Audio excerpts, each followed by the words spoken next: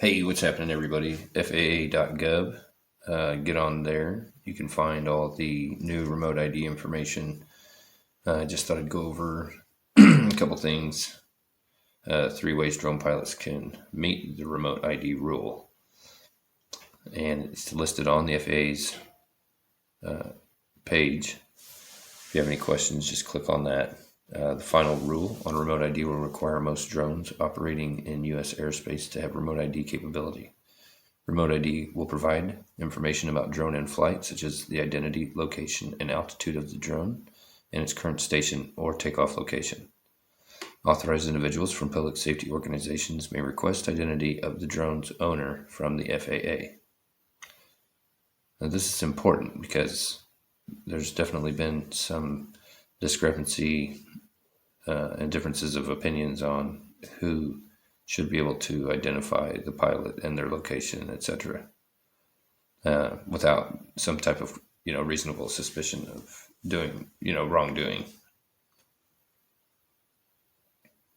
So this is saying that they may request the identity of the drone's owner from the FAA. The FAA's Notice of Proposed Rulemaking, the NPRM, on remote identification of unmanned aircraft systems was published on December 31st, 2019. The FAA received over 53,000 comments on the NPRM during the 60-day comment period following publication. The FAA reviewed all of the comments and considered them while writing the final rule. The final rule PDF has been submitted to the Federal Register for publication. So, and right here is where, if you want to actually pull up the final rule that covers everything, that's where you can just click on that link and it'll take you over there, which after we look at this, we might go over there and look at just a couple of things because it's extremely long. And I know it's going to take me, I was reading it for hours last night, at least 2 or 3 hours, and I wasn't even close to halfway through it. So be prepared to spend a little time if you're going to actually go through that, which I highly recommend. At some point today, I'll keep cutting away at it until I finally, but it looks like basically for photographers and videographers, a lot of small businesses, it kind of lessens some of the restrictions for the night flying and flying over people, but really spells out a little more specific details if you're going to be like a bigger business flying over open spaces or over people in aircraft bigger than, I think it was 11 pounds or something like that. So let's see, there are 3 ways drone pilots will be able to meet the identification requirements of the remote ID rule. And you're going to have to do one of these 3 things. And so be thinking about it. Operate a standard remote ID drone. You can click on each of these, I believe, and it'll take you to a link with more information. Broadcast identification and location information about the drone and its control station. Standard remote ID drone is one that is produced with built-in remote ID broadcast capability in accordance with remote ID rules requirements. Now, I don't understand why. I'm not sure if this is just going to be some kind of update or something that DJI is already doing, because I'm pretty sure all my flights are logged, and with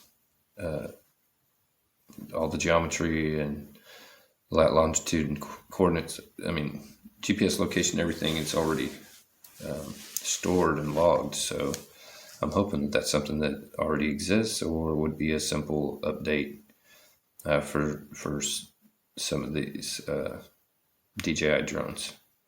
I did find a bunch of other really cool information in the final rule document that tells all about, what other companies and businesses or, intents and purposes and all the questions and concerns that were put on that questionnaire and put out by the FAA. Got a ton of engagement from the FAA, and it does actually tell you a lot about who's trying to do what with the drones and why.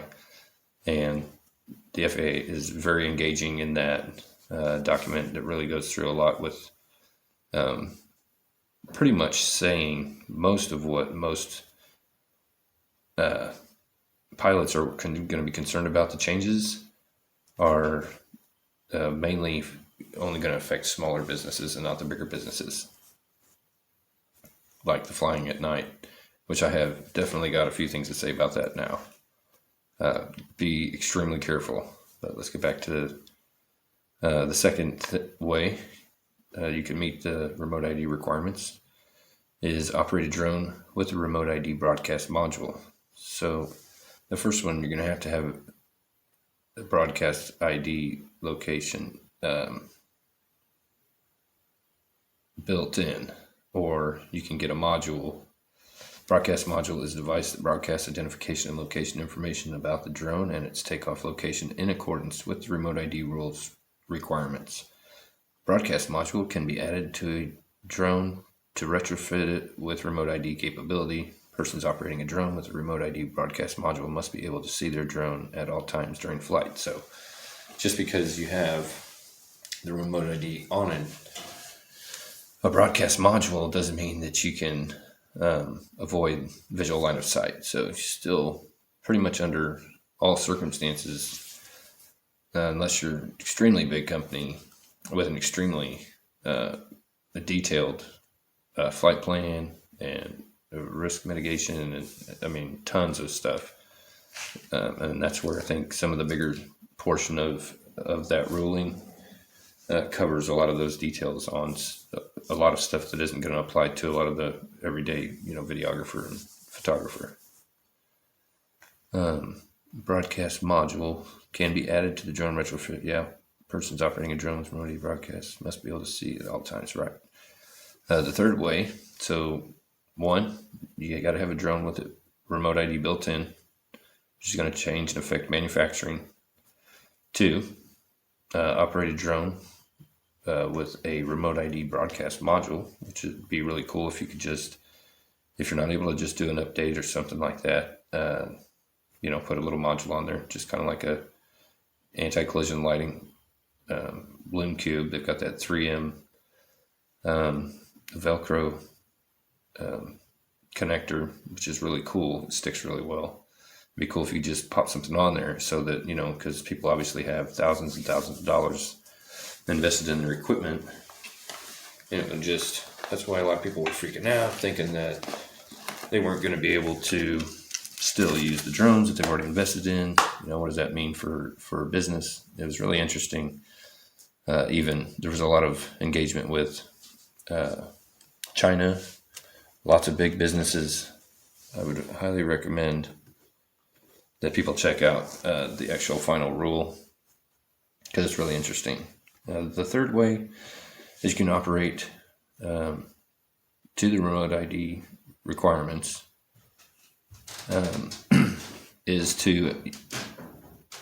you can actually operate it without the remote ID equipment, but you have to be at an FAA recognized identification area, fly fields where you probably have to have some type of AMA membership or something like that, sponsored by community-based organizations or educational institutions. FRIAs are the only locations unmanned aircraft, drones, and radio-controlled airplanes may operate without broadcasting remote ID message elements. So it's kind of a big deal. It really changes really a lot of safety for a lot of people and a lot of accountability, which is really a good thing. Have the capability drone remote. There's a little graph that shows. A lot of people have a lot of concerns, and if you go into there, you'll really see the breakdown.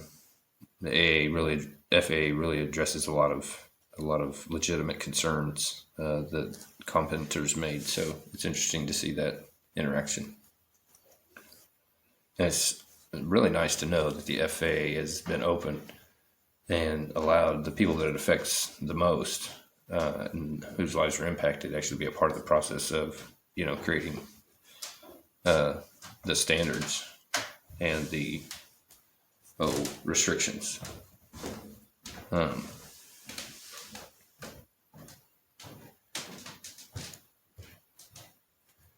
This is really cool. This was a big deal for a lot of people. Was what do we do without internet? Which I was just talking about, following public comments and technical challenges.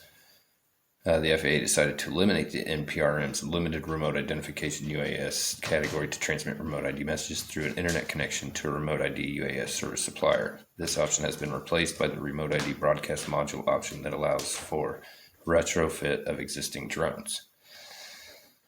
So, when is all this going to take effect? The FAA made several other changes to the proposed rule for the final rule on remote ID after evaluating commenters' feedback, which is what I said. Changes to the final rule include the compliance dates and registration.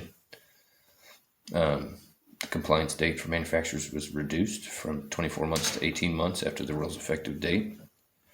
The compliance date for operators was shortened from 36 months to 30 months after the rule's effective date. So, as a manufacturer, originally you had 24 months, now you only have 18 months. Now, as the operator, as the pilot, to get your drones up to par and meet the remote ID requirement satisfactory. It was 36 months and now it's down to 30 months from the time this goes into effect, which I believe is close to 60 days after the publication of January 21st. And we're now at February 20th, so here really soon. It'll be March or April. I think it'll be March in 2021.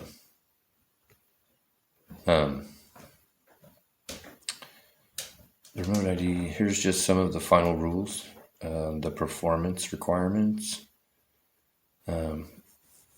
It looks like you can pretty much use the same drone that you were using before.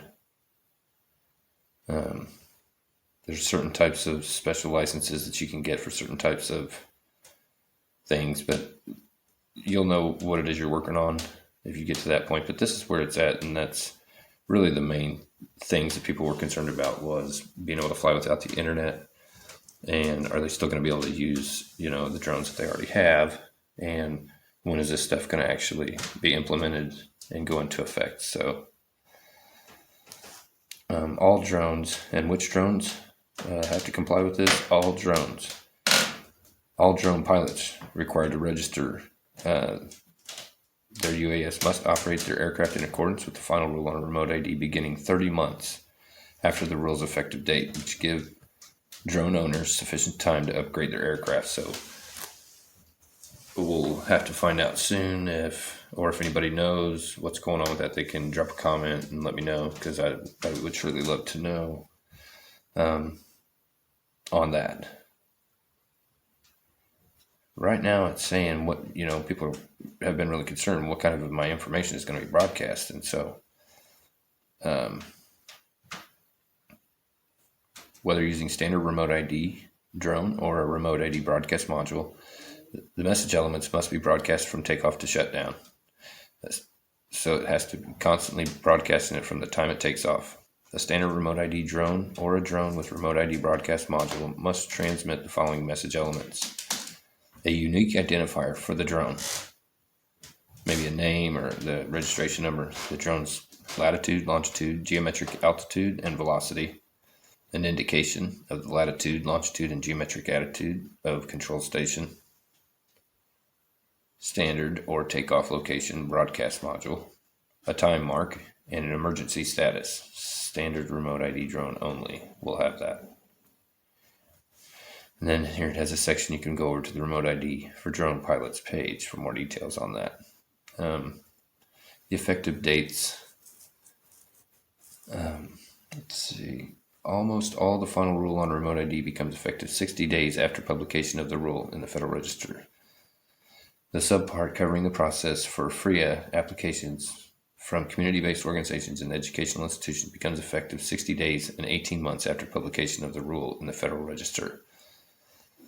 Here are the dates to note. 18 months after the rule's effective date, drone manufacturers must comply with the final rule's requirement for them. So you won't even be able to buy a drone that is not compliant. You won't be able to continue to buy any of the older style drones that don't come pre-manufactured or equipped with the built-in remote ID. And then that's 18 months. 30 months after the rule's effective date, all drone pilots must meet. So drone pilots, you got 30 months from March 21st, first day of spring.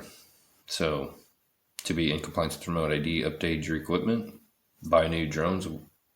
And so that does bring me to an interesting point. One of the really cool things in the final rule that it shows you, and then it has some other resources and stuff down here, but one of the other cool things that it does show you is like who all's trying to get on that, who's trying to do business, and for what reason. And it spells a lot of that out, and that really needs to be a whole nother video because this one's already 15 minutes. But it tells you the names. It shows you, gives you the breakdown on the amount of money that's going to be saved. There's actually going to be some changes to renewing your training. They're going to do away with testing on the re-exam on the Part 107 recurrent will now just become a training online.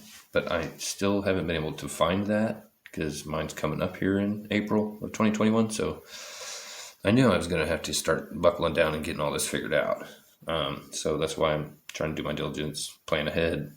And but yeah, they show like different manufacturers where, you know, who's using the most drones, what are the top 5, top 6 drone manufacturers, what countries they're from, you know. So this is an international type of technology and like governmental, you know, affairs. So the FAA don't mess around. But that's pretty much my video on the new remote ID. If you want to know more about the final rule, you can check out my other video. I'll make one on that here pretty soon.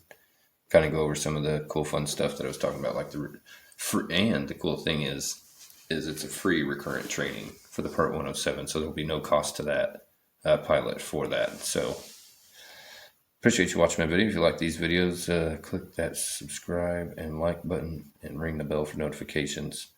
And don't forget to watch the other video on the final rule. It's kind of a remote ID final rule, but it also kind of encompasses a few updated revisions to the Part 107 through this whole process. So there's a ton of stuff, ton of information, ton of data that you need to get in there and read that's very useful. So check out that video, and we'll see you on the flip.